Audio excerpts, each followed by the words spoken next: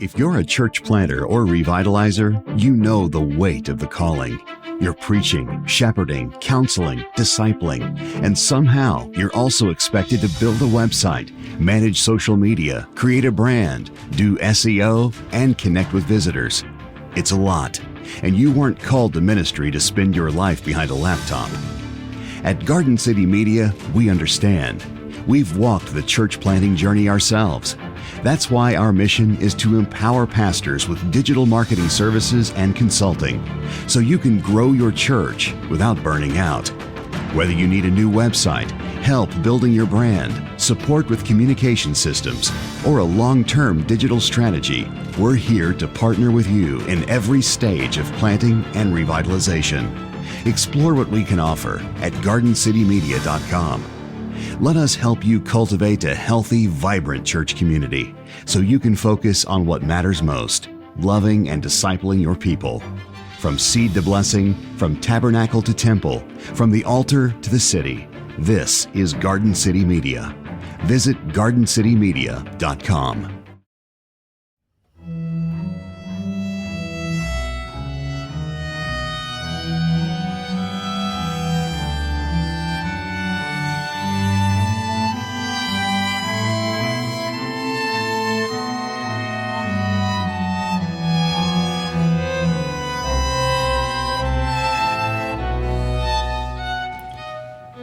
Well, it's good to be with you out there in podcast land. This is the Reverend Canon Michael Dean Vinson, and I am the rector of St. Benedict's Anglican Church in Rockwall, Texas, Reformed Episcopal. And I'm glad that you've joined us today on the Everyday Monks podcast, the parish podcast of St. Benedict's. And it's really good to be back around the podcast table, gentlemen. It is. What do you think about that? I think it's good to be back. So you're the only one with the opinion today. April 17th was our last Vacation vacation date. Okay, Yeah. okay. It's almost like we stopped. Welcome back. Well, to my left is, of course, the good Deacon Timothy Wilson. Directly across from me, from the podcast table, is the Reverend Michael Keith Templin, also assistant priest here at St. Benedict's. And, of course, the Reverend Marq Toombs, who is also a church planting curate here at St. Benedict's, and doing a wonderful job, by the way. Curate. Yeah, so well, maybe because this is going to be a more unstructured, as if we could be more unstructured, but a more unstructured podcast. We just wanted to get back here, having been gone for a while, and wanted to catch up with each other and catch up with all you out there. But I was just going to, how are things going? You're coming on the end of their first year as a church planting curate. Mm-hmm. A lot of people don't know what that means. But just maybe kind of how's it gone? How's your first year been? Just give us I haven't really asked you. Yeah, it's been wonderful. I was thinking about this. I think it was April 17th was our last episode. Mm-hmm. And a lot has happened since then.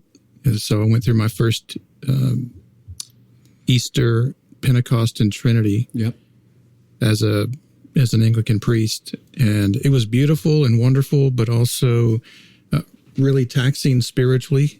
It was very interesting to go through that. Yeah, it's a different rhythm, isn't it? Yeah. Yeah, that's great. And how are things going with the church plant? I think things are shaping up pretty nicely. I mean, the Lord's been doing a lot of work, certainly ahead of us, and it's very promising work, gathering of people. Looks like a good work is taking shape. Yeah. Well, you're doing a great job, and excited to see what happens in this next year. Yeah, thank you. As we move into that. So I think we're going to start with cigar talk today, because we're blessed to have three of us with cigars, and of course the curate has chosen to smoke the pipe today, which is fine, and you can talk about that if you'd like to, curate. But I'm going to go to the most learned Deacon. What are you smoking today, Deacon, and how are you, by the way? I'm doing well, thank you. I am smoking 1964 anniversary Patron. You know that's my favorite cigar. Oh, yes. Yes. And so we have a lot in common there. We do have a lot in common. Continue. A lot of people don't know that it was first crafted as their 30th anniversary. No, I did not know that.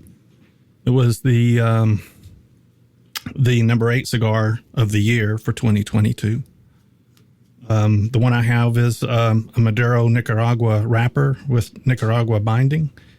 And you can't go wrong. It's beautiful. Yeah. It's got notes of cocoa, earth, hazelnut. Yeah. All the things you'd want. Oh, yeah. Good Yeah. stuff. Yeah. So if you are just getting into cigars, you will not. Appreciate it as fully. That's true. However, if you're going to become a serious cigar smoker, you will be a Padron man or woman. Yeah, I would comment on that. That's Please. a very approachable cigar. Yes. In what Because way? Because the tobacco is aged so perfectly. Yeah. That anybody that smokes that, so long as they like tobacco, there's nothing off-putting in it. Right. It's really soft. Yep. Really fragrant. It's not overpowering, even with the Maduro wrapper. It's But it's the key is the wrapper. It is. I believe it's a Mexican wrapper. And no, it's this one's Maduro Nicaraguan. Oh, that's right. Yeah. So and they do pre-age it. For how long, I don't know. Yeah. But well, when I was down, I was fortunate to take a trip several years ago with some of the guys from St. Benedict's and some guys from Enfuego, and we went to Esteli in Nicaragua and toured the Perdomo plant. But I remembered leaving on the way out and driving by the Padron plant, and I kind of stuck my head out the window and I tried to you could just smell in the air the beauty and the fragrance of Padron, even in the bus driving by it. So, Father Templin, what about you? What are you smoking today? I am smoking a good old-fashioned A.J. Hernandez New World. Oh, it's a good staple. It is. Any thoughts? Great. Just great standard $10 cigar. Right. If you're not trying to break the bank, they never have construction issues. They're box pressed. Yep. Well made. Yeah. They used to not be $10. No, they used to be like $6. Yeah. And it was a really good deal. Yeah. Let's still get $10 today in these days, in this economy. in this tariff climate and also heavy conflict happening around the world. Yeah. But always a good stick. Nicaraguan as well. Of course. Probably making the best cigars better than Cuba. Well, sure. Yeah. Yeah. I think that's been kind of a standard assumption for quite a while. Yeah. But, who knows in the future of Cuba, things turn around and they get to retill the ground and get some appropriate technology and fertilizer. It could come back. They've certainly got the brand name. The biggest problem is construction issues, but that's for another podcast. Speaking of Cuba, I'm kind of looking. It's cigar talk, right? well, this is true. I'm kind of looking forward to smoking this Cuban cigar. Well, I was just going to say, so in Cuba. So, Deacon, we're excited for you. You're going to be representing our parish through the Board of Foreign Missions, the Reformed Episcopal Church. You're going to be going on a very small team to Cuba in 2 weeks. Is that right? I'm going with the leadership of Bishop John Bonesiron. Yes, and who's a missionary bishop to Cuba. And a lot of people don't know of the Reformed Episcopal Church's presence in Cuba, but we've got about 50 churches and plants in Cuba, and I believe seminary. And God's been doing a lot of good work through that church, and especially through these probably the most intense and difficult times that those people have seen. And I'm hoping this will establish a good relationship there with our church here in St. Benedict's. Yeah, that's the goal. And so we're going to be commissioning you this Sunday and, praying over you as we send you out. And our people have rallied around, and we're taking much-needed medical supplies and other things into the country. So I'm grateful to our people at St. Benedict's for responding to that. But, yeah, that's exciting. So to round out the cigar portion of Cigar Talk, I'm smoking Tatuaje, which is one that I like to go back to every now and then. One of my favorites. I've always liked Tatuaje. Yep. I just don't smoke them as regularly as I used to. But I am smoking the Bellicoso. It's a natural Habano. It's a fine cigar. I love the shape of the Bellicoso. It's kind of one of my favorites. Highly recommend it. We were talking earlier about Tatuaje and the Lancero. Oh, yes. Lanceros are great. And one reason, because so much flavor is in the wrapper. Yeah. And my point was, I don't know if I've had a better Lancero than Tatuajes. That's really my favorite Lancero. It's really the only one I'll smoke. Well, and what's great is Halloween, when it comes around, they release several in their Monster series, or That's at least right. they have in years past. That's right. And they're That's right. always good. Yeah, so if you've not had a Lancero and you're interested out there in the cigar world, I would recommend jumping into the Lancero game through Tatuaje. It is an excellent Lancero. So we're not gonna skip you with the pipe over there. We're gonna just check in on you with your pipe, and you look very content. But Father Marq, anything you'd like to say to make this cigar/pipe talk? All I can say is I'm very thankful for the friend who gave me this mystery tobacco. I forget what it's called. So you don't know what it is? I don't recall what it is, but What's it? mean, what's the palate? How's it hitting you? What's in it? It's just very smooth, not overly sweet or spicy. Mm-hmm. It's just like a good, kind of an everyday working at your monk desk kind of type. I saw what you did there. That was great. Well, so as I kind of alluded to earlier, we wanted to just, we've been itching to get back together, but we've just been busy with many good things. And so we wanted to take a moment to catch up. And Father Marq, kind of what's been going on in your world. And, of course, I'll share some things that affect all of us. But, just what are some of the highlights of things that's been going on with you? Well, over the last several weeks, I guess a couple of months, especially, as I mentioned, making our way through, rounding out Lent, going into Holy Week and Easter, and all that came with that was quite a learning experience for me, but also just as a worshiper of God, to be a part of something like that, along with the people of God, was really beautiful. We have a lot of new faces at the parish, and so it was fun to go through this season with newer people. So I was new, but it was also fun to do that with others who are new. Right. A lot of excitement and energy with that. We went on a clergy retreat, which was very encouraging, just to be with bishops and priests and deacons, postulants. Very rewarding experience. And then AWI. That was great as well. Anglican Way Institute. So just been a different rhythm of life for me, living as a priest, that is, meeting people, a lot of pastoral care, still continuing to do that, meeting new faces, taking communion to the sick, praying with them. Just been a really beautiful time. Yeah. I was gonna ask you because, many Reformed Episcopal and other, I'm sure ACNA parishes and our continuing brothers, we're getting people from everywhere. They're coming to us from many traditions, non-traditions. They're coming. Some of them are coming as, agnostics or de-church, but, they've got a lot of questions. But is there anything that, as we're kind of assimilating and bringing people along into the tradition in the Reformed Episcopal Church here at St. Benedict's, has there been anything that has surprised you in terms of questions or just things people might be dealing with, or is it you're not surprised? It's kind of the stuff that you would think that you would deal with as a church planter or a parish rector or just clergy in a parish that are helping people along the way. Some of it's surprising. Some of it's to be expected. People comment on the liturgy. They comment on morning and evening prayer, the rhythm of that, trying to learn the prayer book and do those things together. But something that has been surprising to me are the comments people make about the pastoral care they're receiving through this parish. At St. Benedict's? At St. Benedict's. Yeah. And in what way? They'll comment on how accessible the clergy are and how responsive the clergy are, how they feel that their questions are being genuinely answered, that they feel that the clergy are engaging them at the level they're at. And this goes everything from conversations in the parish hall to the teaching and preaching they've been receiving, to home visits, to text messages, emails.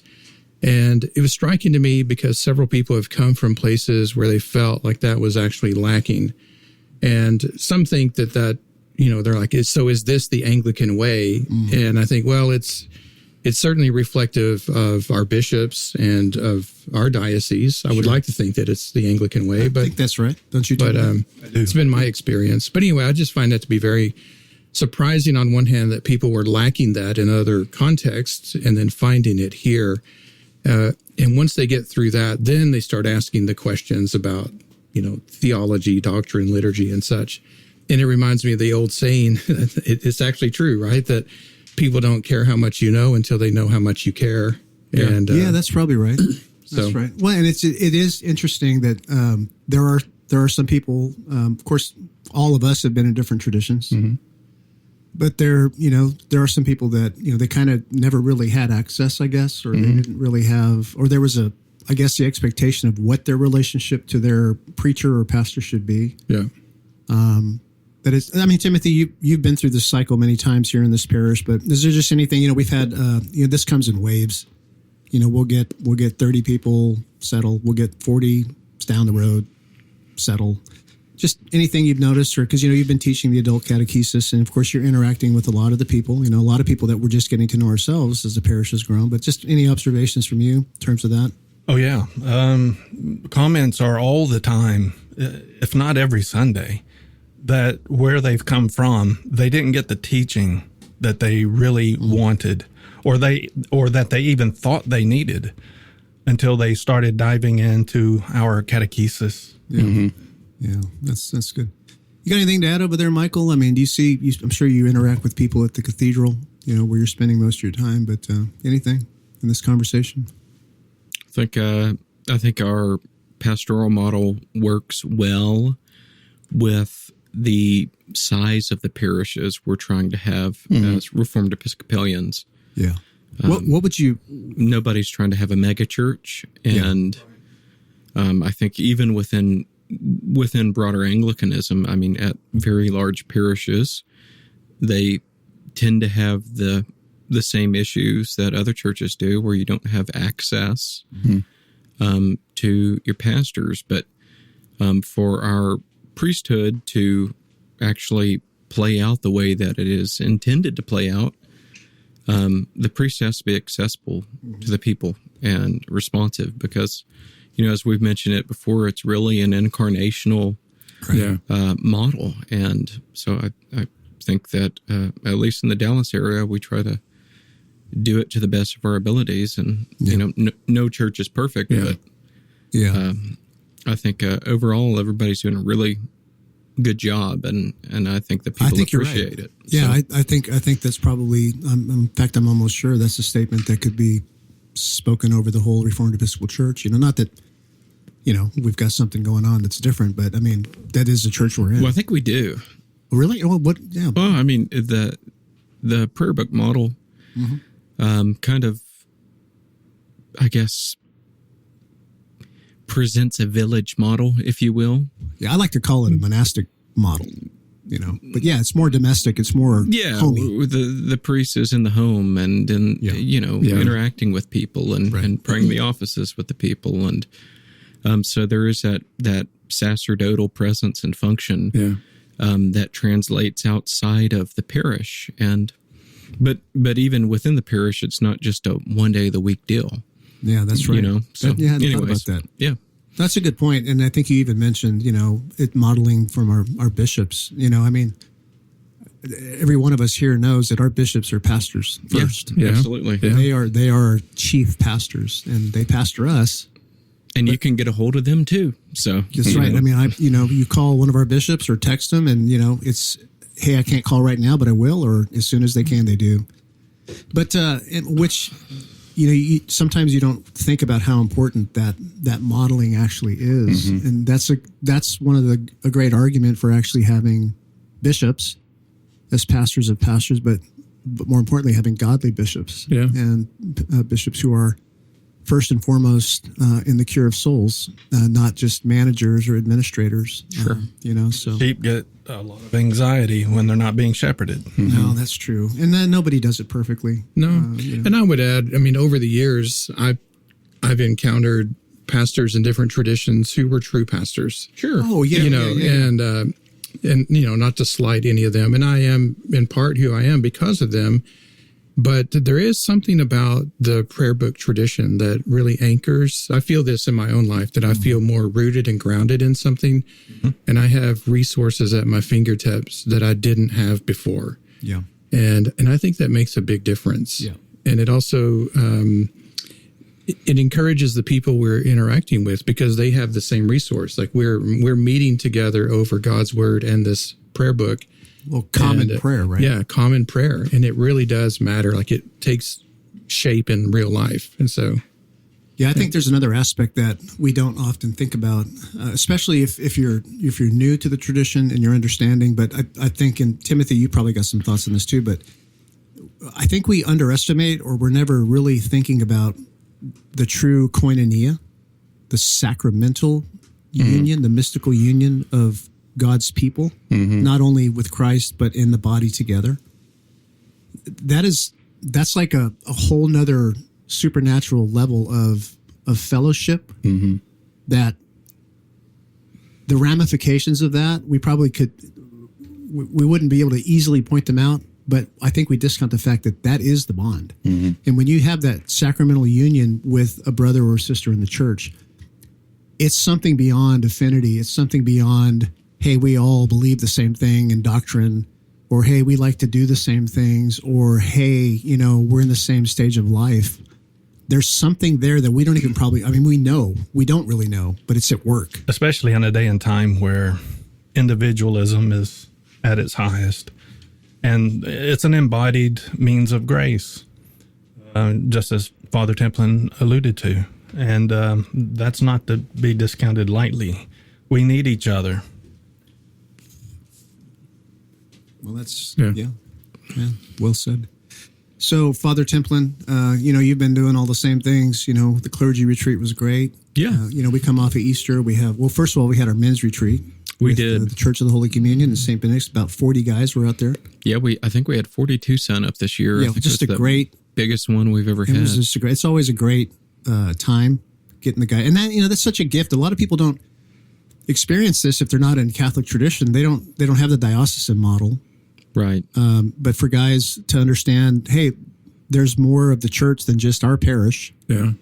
And to then be able to enter into that same koinonia, even though they're not thinking about it, but with other men under the same bishop in the same faith and common practice. Right. It's such a gift to be able to have that, As Ignatius said, where the bishop is, there's the church. The church. And I think you see that modeled very well. So yeah, so we moved in off of that, and we had the clergy retreat, which is always a blessing for us to get together with fellow clergy, deaconesses, and our bishops. A good time of learning and worship and fellowship. But then we came up against AWI, Anglican Way Institute. So friends out there, I hope you're seeing one of the reasons why we weren't able to keep our feast days podcast is we just got overwhelmed with schedules. And it's not an excuse, but it is. And and you've been traveling. Everybody's kind of been traveling too. Yeah, Mark had a trip. I've had diocesan matters that I've had to deal with and be a part of. But all that to say, so I want to talk about Anglican Way Institute. So for you that are just coming into the podcast or new, Anglican Way Institute was started, I want to say, Michael, 25 years ago?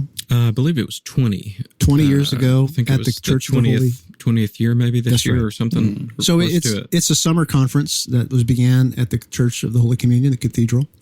And it really is just a way to bring Anglicans and non-Anglicans together, particularly focusing on kind of that young adult, youth demographic. But clergy, people come from all over. And so every summer and May they do that. And this year's topic was the English and American prayer book tradition from 1549 to 2019 ACNA prayer book. And so that was that last week? Yeah, it was just last week. Probably it was 2 weeks by the time 2 weeks by the time drops. But so plenary speakers and of course always breakouts with wonderful workshops. But I just wanted to maybe just get some feedback from you guys. We talked about it a little bit, but I'm just curious. Michael, just what are some of your thoughts now reflecting on the conference? I thought it was really fantastic this year. I enjoyed our plenary talks. Dr.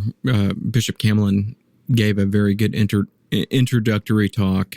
He had to kind of scramble to get that together because of Bishop Sutton's that's right kind of health issues. Absence, but he did well. We had Dr. Arnold Klukas he had taught at Neshota House for many years, and Gavin Dunbar, St. John Savannah, president of the Prayer Book Society. Joshua Haven. Father Josh did a great job. So Bob Duncan, Archbishop Bishop Duncan. Bob Duncan. Yeah. So no, it was really they were great talks, kind of covering each of the major editions of the English and American prayer book, and then. Had a great time of worship, every day with the Eucharist and evensong, and really good breakout sessions where we pretty much covered every chunk that is contained within the 1928 prayer book. Yeah, if I can that's right. So what was really great is that this year, all the breakout sessions, the speakers were basically, they each took a section or portion of the 1928 prayer book, and which I thought was really a great idea. And so you could go to the burial of the dead, you could go to the churching of women, you could go to the collects, epistles, and gospel. And I thought it was really, really well structured and excellent. But I wanted to ask you, because, we talk about you as our liturgical scholar, which you are. It's not a joke. And so I was just curious, I guess two things. The first would be, what were some of the things that were helpful for you, having the expanse knowledge that you have of these things, of the prayer books, the liturgies, the development of the liturgies? Good question. That'd be the first thing. The second would be, what do you think was the big takeaways for the layman? Like I had people make comments to me, just churchmen that were there, Sure. like, wow, I didn't know that, that was left out in the 1928, and then they're like, well, is it not a good prayer book? Mm-hmm. Or I didn't know that the 2019 didn't do that. And some people were like, oh, does that mean, but what do you think maybe some of the good takeaways might be for people that were just kind of really that really don't have this knowledge and the history and all that? But those two questions, comment on that. Yeah, well, I think humanness is one that we should probably take away, that each prayer book reflects the time in which it was composed. Right. So you have underreactions and overreactions, and generally those get corrected in subsequent prayer books, and perhaps for long seasons the trajectory might be in more negative, but there's no perfect prayer book, as has often been said. But hopefully, as each edition has been composed, they've tried to, at least for the most part, maintain to the doctrine and discipline and prayer life that Thomas Cranmer set off in his 1549 preface. Right. I really appreciated Gavin Dunbar's presentation on the 28 prayer book, because you hear American traditionalists talk about it as if it's perfect, and it's not. Right. There are issues. You can see the time in which it was composed, and just some of the natural liberalism that's going on in the church and society that ends up being in there. Now, does it make it defective and unusable? No. I mean, but you realize, once again, there's that humanness to it. We always have the proclivity to sin is probably too strong of a word, but we like to err. Well, we're fallible. Yes. And you bring up a good point, like the church, the bishops, the men, and the holy women of the church in any given moment and generation and time, they're doing theology in one sense in real time. Yes. And so it's always going to reflect kind of whatever geopolitical, theological situation that's going on in the realm and in the church. I mean, we had successive councils, right? Yeah. I mean, there's a reason for that. Right. Times change. Yeah, times change and new errors come up, and they need corrective. I was going to ask you. Go ahead. I was just going to say, and I appreciated Archbishop Emeritus Bob Duncan's talk on the 2019. Now, I'm not one that uses said prayer book, but just the pastoral thought that went into it.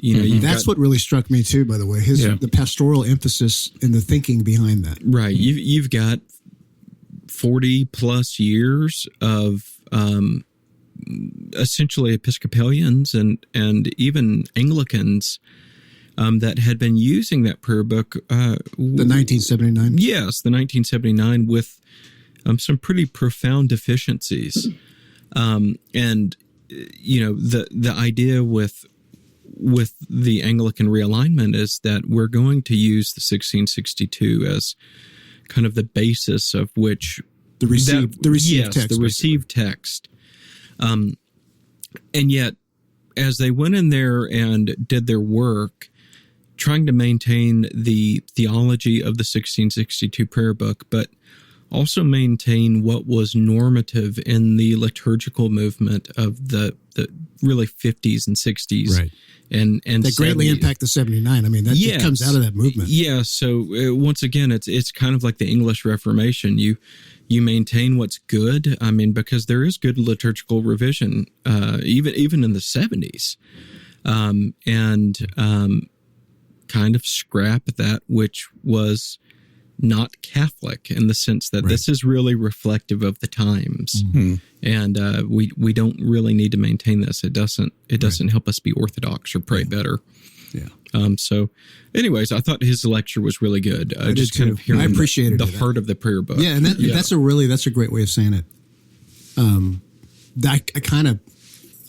That's what came across to me. You know? Yeah. It's not just about liturgics in that sense, but it was also mindful of the people in the church. You know, I mean, Timothy, do you have any thoughts as Michael's been talking? Anything that in this same vein in terms of the plenaries? No, I was struck by the same thing. Listening to the men, especially as they were crafting the 2019, because we get to talk to them. They're still alive and giving us the reasoning behind what they kept, what they changed, especially the language. You know, I love that we used the 28. Even with its deficiencies, I wish, a lot of things that the venite wasn't truncated, that the marriage office was not changed, still in line with the 1662. And I realized how well put the 1892 American book was put together. I was impressed by that. I had the same epiphany, know, like, whoa. In fact, I went back and looked. I've got a copy of it. And I went back and looked at it and I was like, that's a pretty good prayer book. Yeah. And, for everyone who did miss this, it will be made into a book. So these sessions, they gave us the best of their papers, but even being there, we didn't get everything that's going to go into the book that's going to be produced from this AWI. Yeah, the chapter. Mark, I think there's close to 30 chapters, maybe. Ooh, could be at least. Because, I think so. Because there were 28 or 30 breakout sessions. Each one of those sessions produced a paper or a chapter, and there were 6 presenters that at the last moment couldn't be there. Yeah. Right. Which all theirs are going to be chapters as well. But so, I mean, in the same vein, Father Marq, just anything on the plenary kind of portion of AWI? Yeah, I love that it gave such a broad, storytelling of how the prayer book came about. Yeah. And to see the evolution of the prayer book, the ups and the downs, the forward and backwards, if you will, to finally get where we are. And I was encouraged by that because I recall my first time I met Bishop Sutton, we had a conversation, we had a cigar together. Yeah. You were there, and he asked me my opinion on prayer books. And I was introduced to the 28 prayer book in 2010. And so I was familiar with that and loved it. But I sort of naively said, I think the best prayer book to use is the one you actually use. Yeah. And I still hold to that. I mean, I said that in a naive way back then, but after these plenaries, I thought, man, if you're going to use a prayer book, you're in a good place. Well, just the fact that you're actually worshiping with the common book of prayer. Yeah. And so I felt encouraged by that. I know a lot of people that use the 2019. I myself have benefited from it greatly. I think my wife and daughter still listen to a Spotify podcast that does the offices. Yeah. Wonderful production of that. And so it's wonderful just to get people praying, praying with the church as well. And just kind of piggybacking, Father Michael, after what you were saying was really helpful. The reality that the faith in one sense, or the practice of the church, it's not ossified. It's not like it gets locked in. And a lot of people will look to the West and they'll look at the Anglicanism and they'll say, well, look at all these prayer book, changes. And they'll say, well, that can't be good. But the reality of it is like the church hasn't really been ossified anywhere, has it? No. I mean, look at the Eastern liturgies, the Roman liturgy. Oh, and that, that's a misunderstanding of the liturgical tradition. I mean, even at the Council of Trent, where, the new Mass for the time had been produced, I mean, there were several different uses that, if they were not this many years old, they were discontinued. And even within the Roman Catholic Church, I mean, you still have the Ambrosian Rite. In the new Roman Mass that came out of Vatican II, I mean, there's 4 Eucharistic prayers, right? If I remember correctly. I mean, the Dominicans have their own missal. Yep. Several of the, there's we could go down the list, but so it's not like there's just been this one Western liturgical rite that's been preserved. It's not even that case in the East. I know, Yeah, well, and this, I'm curious what your thoughts on the. There's a perceived virtue of like this idea that everything was kind of like frozen. Like when Michael Jackson was going to get frozen. Yeah. At one moment in the Eastern Church, and like nothing changed. No, I mean, there's still multiple Eastern usages that are in place. You've got the Liturgy of St. James, which is not the same Liturgy of St. James from the Apostolic era. It's had additions and subtractions, and probably more additions than subtractions. And the Liturgy of St. John Chrysostom, I mean, that's had several additions to it. Anybody interested, just read Robert Taft's book on the liturgy. But there's been changes. There's been liturgical development so long as there's been a church. Right. And it looks different in different places, and it looks different in different times. Right. And it's translated and kind of formed to meet whatever society it's being utilized in. And let me just add, I mean, any time a geographical church that originates somewhere moves to another place, i.e. England to America, right? Of course there's going to be changes, right? Either small, but it's not like, well, we're still praying for the Queen, right? But yeah, Father, you had something? Yeah, one of the things I've been learning over the last year especially is the impact and the influence of the prayer book through generations.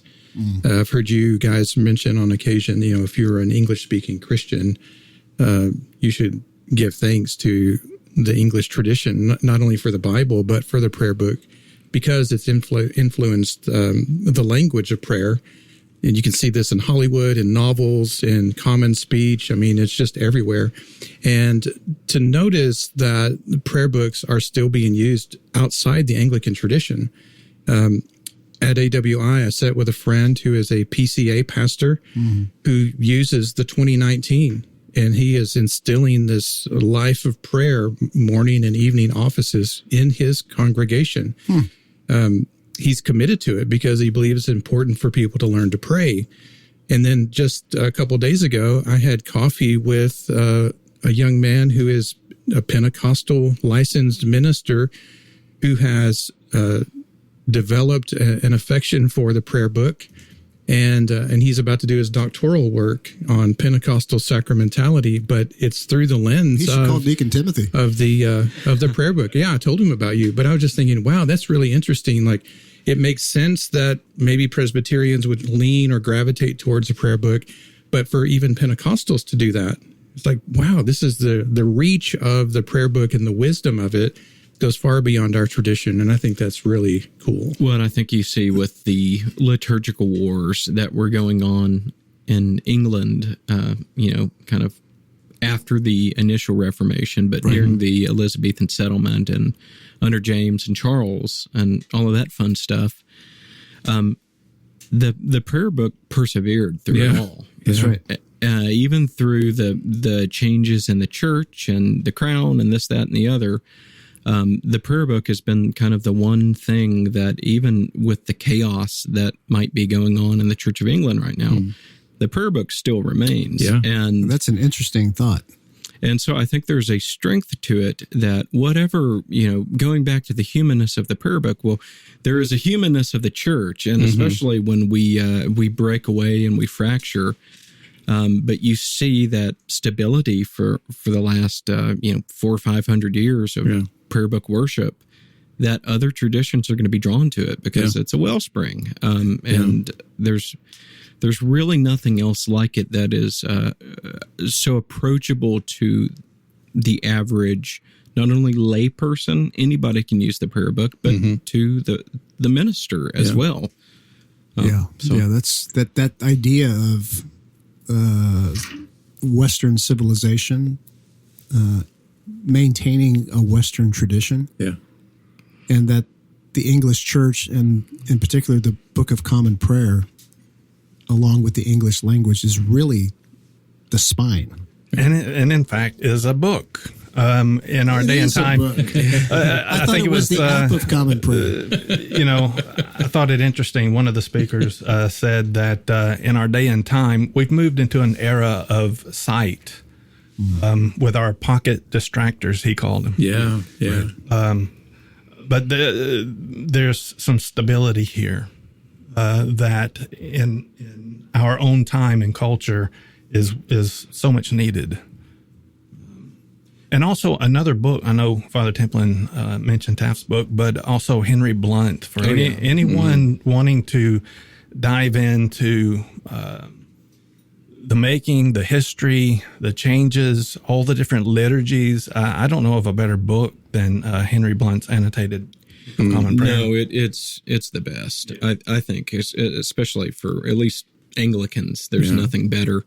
And, kind of going back to my earlier point that you bring up Blunt, even within the apostolic liturgy, so we've got, the families of liturgies that go back to Mark or John or Peter, Paul, Mary. The apostolic liturgies. Right. There's no uniform apostolic liturgy either. Right. That's right. Mm-hmm. So, I think prayer book liturgical development is part and parcel to Christianity. If it wasn't, then the apostles would have kind of come together and created this one unmovable, codified it. Yes, unchangeable work, right, to give to the whole church. But what is codified that's not what happens. is the words of institution. Sometimes. You know what I mean, though? Sometimes. But I mean, but what I'm saying is like there are sacramental rights, that are, what I'm saying is if anything's codified, it's the center and the heart of the sacrament that the liturgy is actually presenting and presiding over. But there are early anaphoras that do not have the words of institution. Oh, no, I know. So that. Yeah. It's even then there's valid Eucharists without reciting Jesus, which is, mind blowing for Western Christians, but it also, it is what it is. But it also brings up the idea too, that we often don't think about is it's like, well, who's doing it? Right. So it also brings in, the bishop's doing that, you know what I mean? So there is an authority given, you know what I mean? Yeah. So just as there were many different, the celebrant or the presider would have had perhaps his own prayers. Sure. In a liturgy. And this was common throughout the very nascent church, right? Yeah.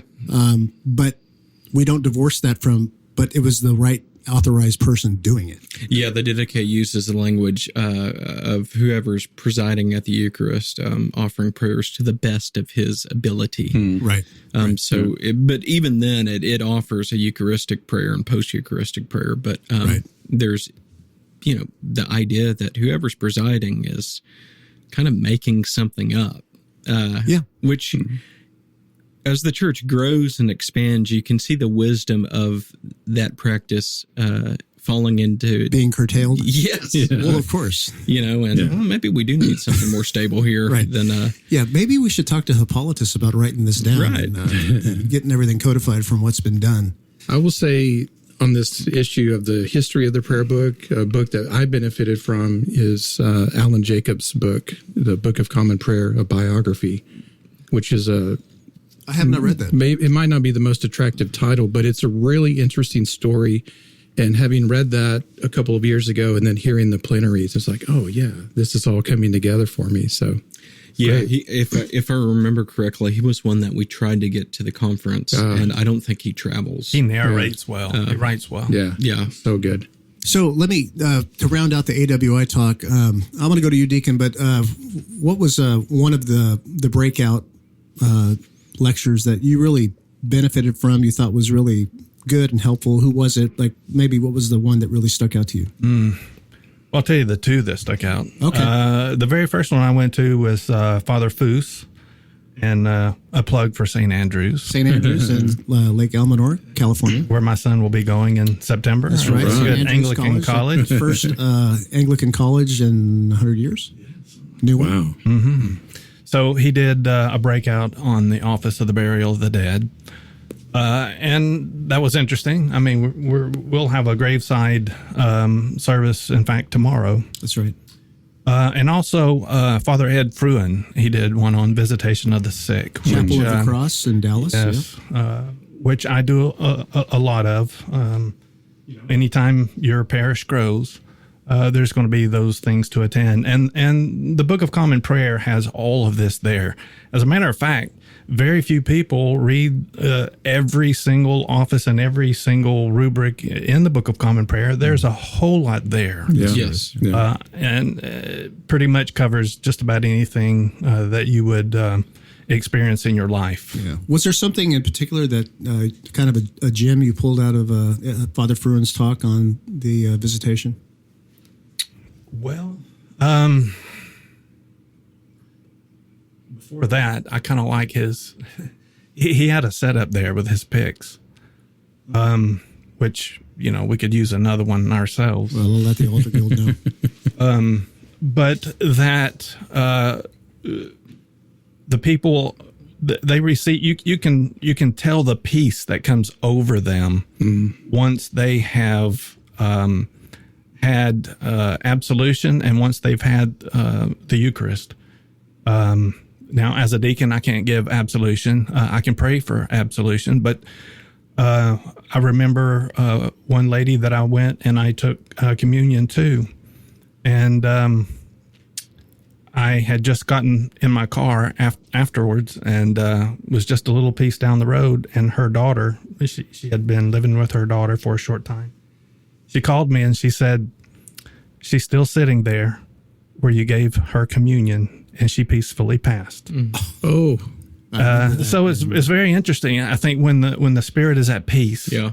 then they're able to let go, and that's those that you're giving last rites to type of thing. Yeah, seen that many times. But even those who are just sick, not to that degree, there's a peace that comes over them. And it affects their health. I mean, I know we all, in our day and time, we look at everything with medical eyes. But the early church didn't look at it that way. No, a lot of history, throughout a lot of their health was also tied to them spiritually. That's right, and it still is.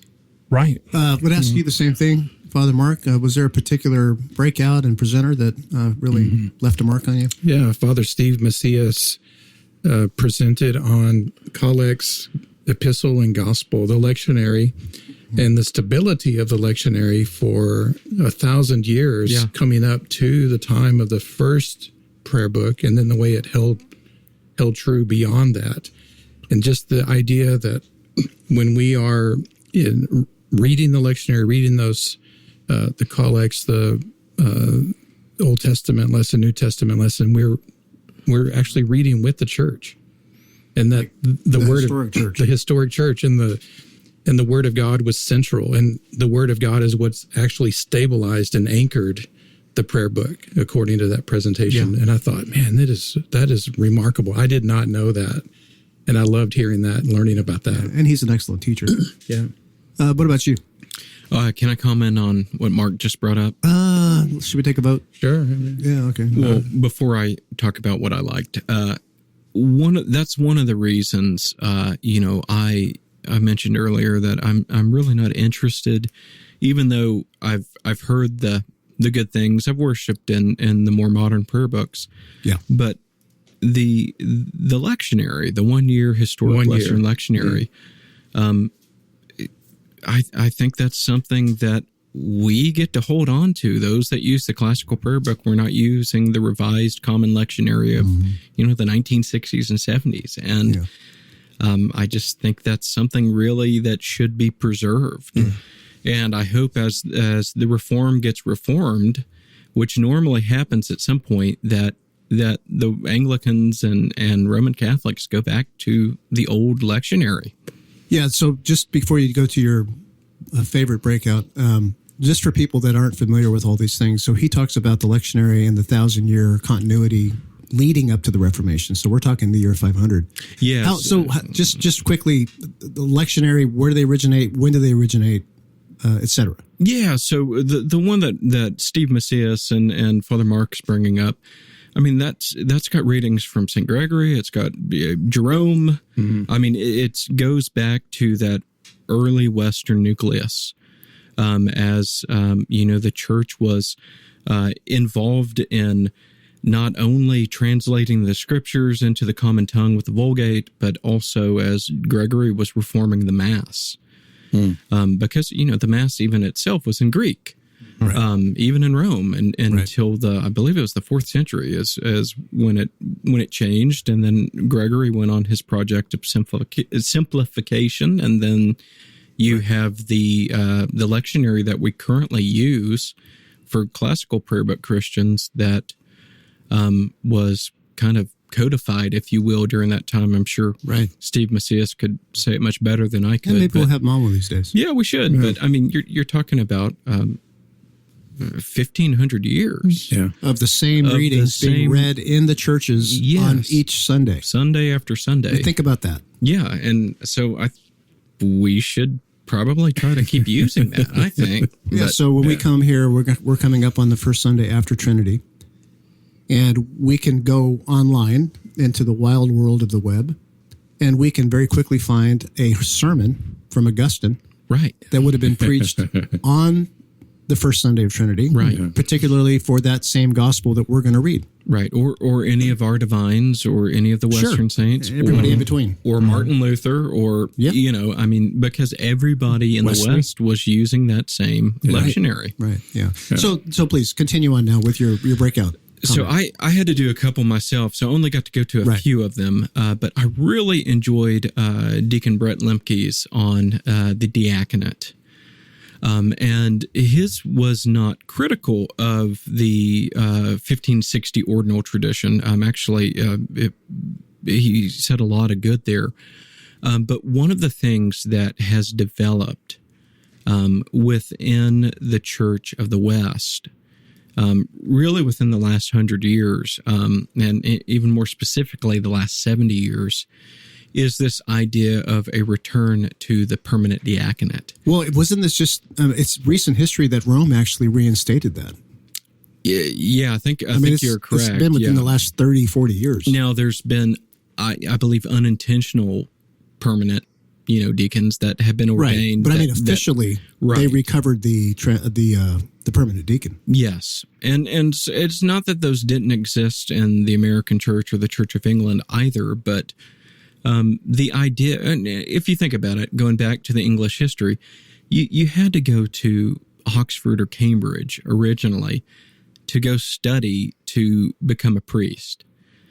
So it's not like you were going there to become a deacon. Right. Your living is not going to be secure, this, that, and the other. You can get into all of the history there. But there were permanent deacons in the early church, and not everybody's called to the priesthood. So there's that language in Archbishop Cranmer's ordinal in 1560 and that shows up in 1662, and the 28 prayer book, kind of use that common ordinal of the inferior office of the diaconate. And it is true. It is inferior in a way. Sacramentally, yes.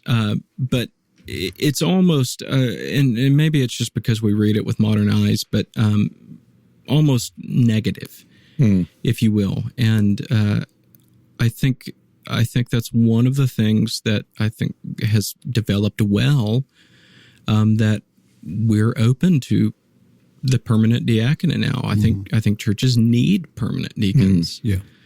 Well, speaking of that, Timothy, your thoughts on all that when you were discerning a holy order. Your thoughts on the permanent diaconate? Well, for myself, I was also considering my age. Yeah, well, you are long in the tooth. I'm the oldest one sitting here. Not that much. No, I think Father Templin's right. The church is always in need of permanent deacons. We haven't had them much. But it's a broad scope in ministry. And, you know, we've heard it said a priest is always a deacon, a bishop is always a deacon, which is true. And the order narrows as you go up. And we say go up, just like we have the language of inferior. Hearing it with modern ears it sounds derogatory, but it isn't. But it's a broad office. When you consider visitation, when you consider everything that the deacon touches, it's huge, sometimes overwhelming.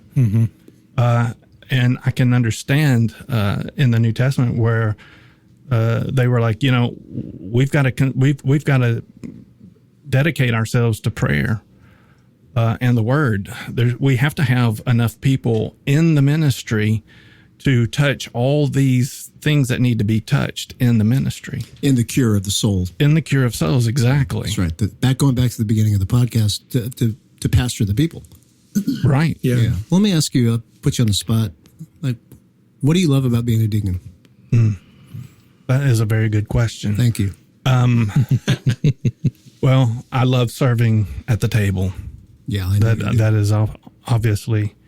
But I also like touching people where they're most vulnerable, where they come in need, asking for help. The deacon has been said to be the people's clergy, which is true. You know, the deacon has to keep the finger on the pulse of what's going on in the parish. Whereas a lot of time as a priest, you know, you've got to be doing so many other things. A priest can't do it all. A rector can't do it all. As you've learned, as I have seen, you demonstrated it quite well. There was so much. I mean, you did everything right in the beginning as a church planner. I guess. But there comes a time that you need help. Well, I mean, when you've got 200 people communing, right, on a Sunday, I mean, you know, you got to have somebody that's helping wait the table. You know, Yeah. You know what I mean? Yeah, and I think and orchestrate the altar party. Well, right. Liturgical functionality as well. I mean, having an epistolar, or a subdeacon, and a gospeler or a deacon at the Eucharist in your parish church, I mean, you see the fullness of how the Eucharist was intended to be celebrated. That's right. Between the subdeacon, the deacon, and the celebrant. Yeah. And it's a beautiful image. Yeah, and I think the three sacred ministers. That's something worth retrieving in each parish if you can. Yeah. Do you have a strong argument for that if you had to make it? Like, what's your greatest, like, hey, really consider doing this? Do you have one? To who? Whoever's not doing it. That are doing the liturgy like we do? No, that they should look at that, the three sacred ministers. Well, I mean, it's the norm. Well, I know, but I mean, if somebody, you're like, hey, I mean, the norm only went away when we had the kind of overly sacerdotal priesthood come about, where the Mass gets privatized. And when that happened, you see less and less of the high Mass or whatever, this, that, or the other. So, but I think all of the old missals anticipate it. The English tradition even anticipates it. When you look at the canons and consecrations of monarchs and or consecrations of bishops, canon law, even in the 1600s, wanted an epistolar and a gospeler and a celebrant, because it was maintaining the old form of doing things, even though the liturgy had been contextualized through the Reformation. And that's not like, oh, that's the best, that's the only way. No, it's not. But it is certainly within the tradition of the English Church. Sure. And is available. Yeah.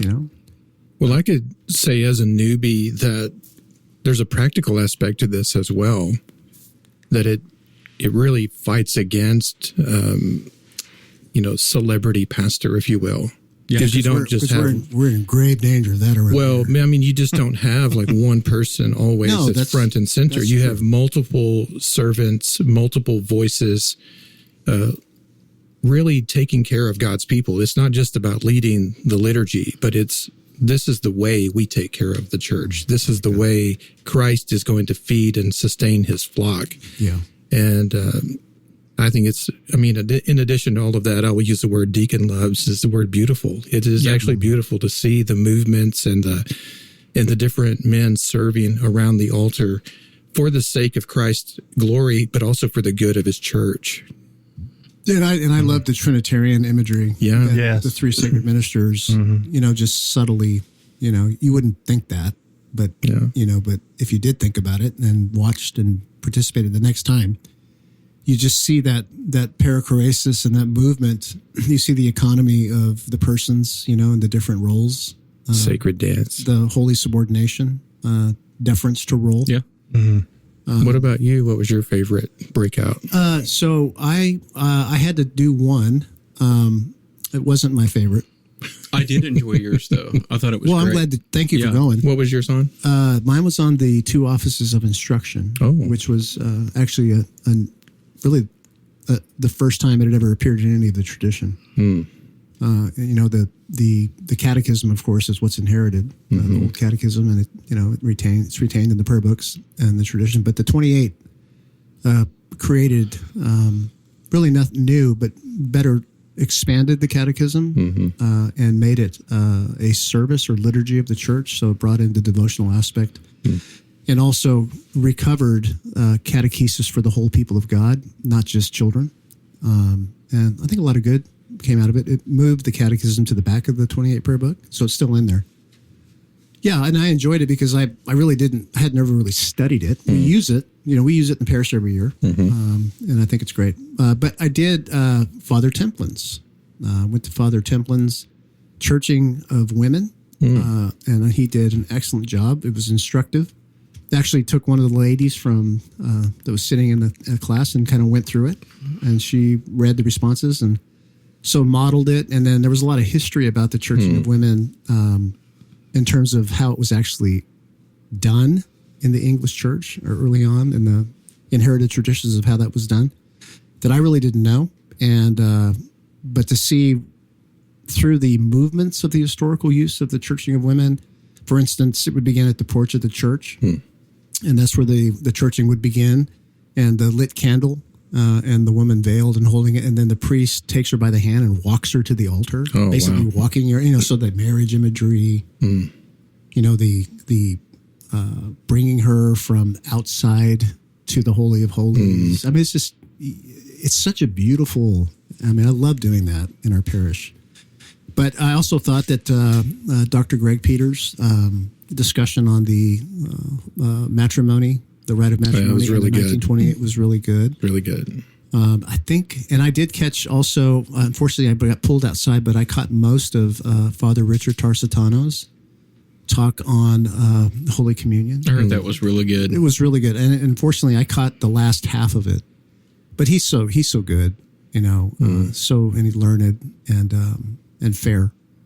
And I thought it was really helpful. All of them are. I mean, you'd be hard pressed to go to a breakout at an AWI and get shortchanged, right, in terms of study and knowledge and being able to communicate that. So that was one of the threads running through all of those breakouts, and from what you guys are saying, is again the pastoral aspect.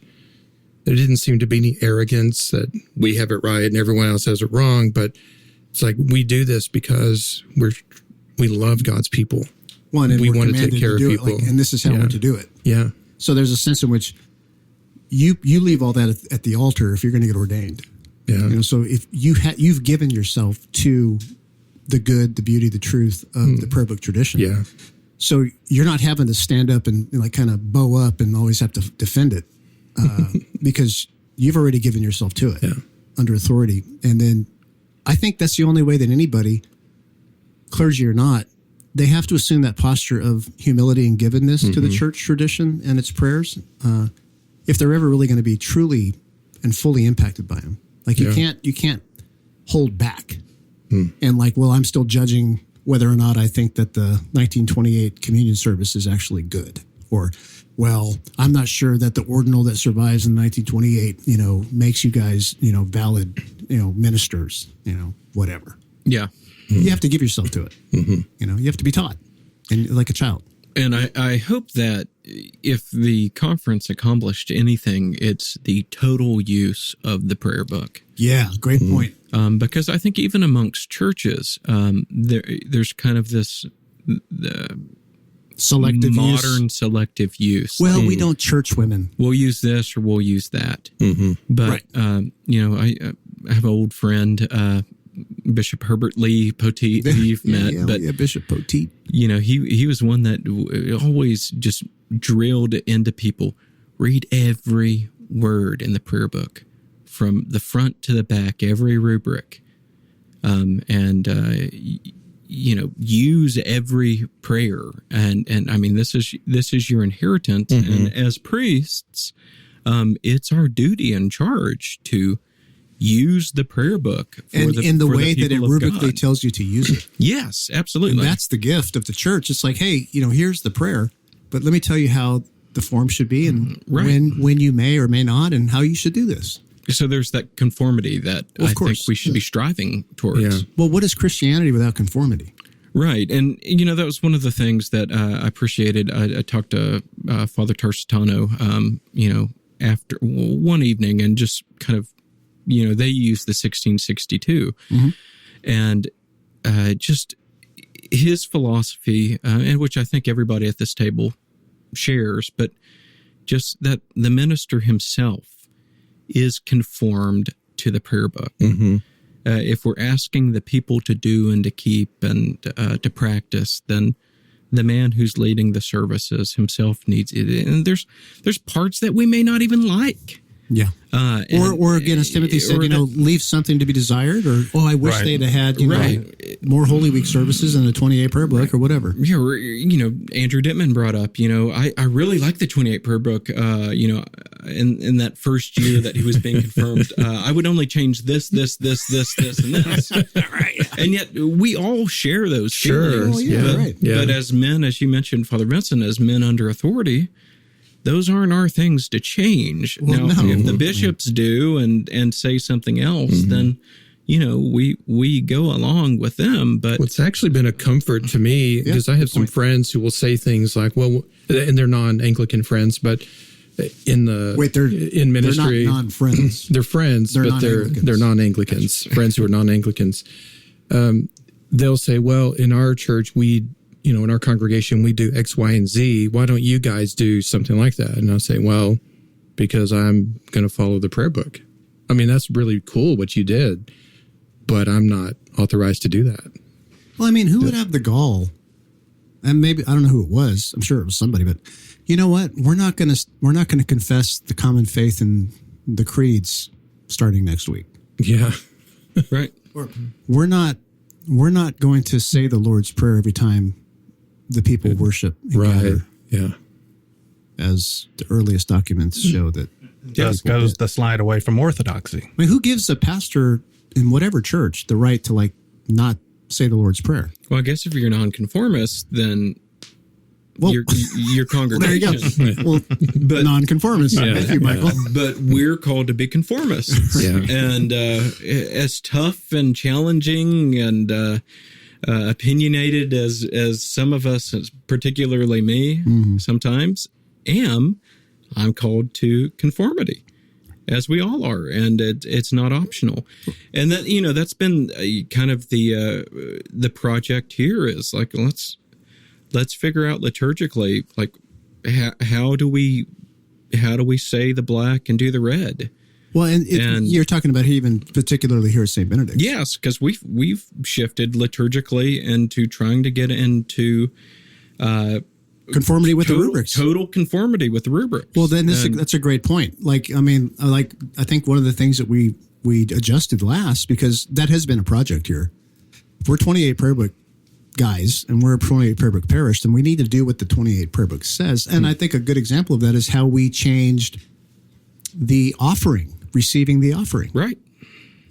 We used to receive the offering as part of preparing the table for communion. And then we'd put the offering plate away where it went. Right. And then we realized through your leadership, Father Templin, well, the rubrics actually say that the alms basin's on the altar. It is. Yeah. And I'm like, well, where does it say that? It's kind of like when your Baptist friend says, well, where does the Bible say that baptism saves you? I'm like, well, actually, it's on page 1042. But no, and then we're like, well, then what is this? What are we supposed to be doing? So then we started putting the alms basin on the table as part of the oblation and offering. Right, which is right what the there rubrics say. in the prayer of the whole state of Christ Church. It doesn't make any sense if you've got the oblations, you've prepared the elements, you also have the alms. If you've taken up an offering, they go on the altar. So, yeah. So it just, I know those are minor things. It's far easier probably right after Holy Communion. That's what I was going to say. It's usually practicalities. Just to clean the altar up and leave at the end of, but that's not what our rubric says either. Yeah, so talk about that. So the other thing we did is that when communion would conclude in terms of everybody be communed, we would come back to the altar, and we used to just consume everything, restack. The final ablution would occur, and then that would end communion, quote unquote, and then we would continue with the prayer of thanksgiving. But then the rubrics were like, well, wait a minute. Actually, that's supposed to happen at the end. Yeah. After it says after everyone's consumed the sacrament, then you cover it with a fair linen cloth, and which we weren't doing. Then you reverently eat it after the blessing's given. Right. And so I know, like I said, could seem nitpicky, but when you think about it, like the liturgy itself, singing the Gloria in Excelsis, and the great post-communion prayer that we have in the 1928 prayer book, and the blessing itself, the peace of God, all of that while you're still in the sacramental presence of Jesus. Makes a lot of sense. It does. It makes a lot of sense. Right. And and that's all that. That's just, again, it's not like, well, wow, you guys are really doing it. No, it's just back to the point of trying to just conform to what the prayer book says. Right. And so if we're using a different prayer book, we would want to conform to the rubrics then you of do that what prayer the book. rubrics, the 6062 or whatever it might be, 2019, whatever. But yeah, so and I think that's a noble thing, but it's also what you're supposed to do.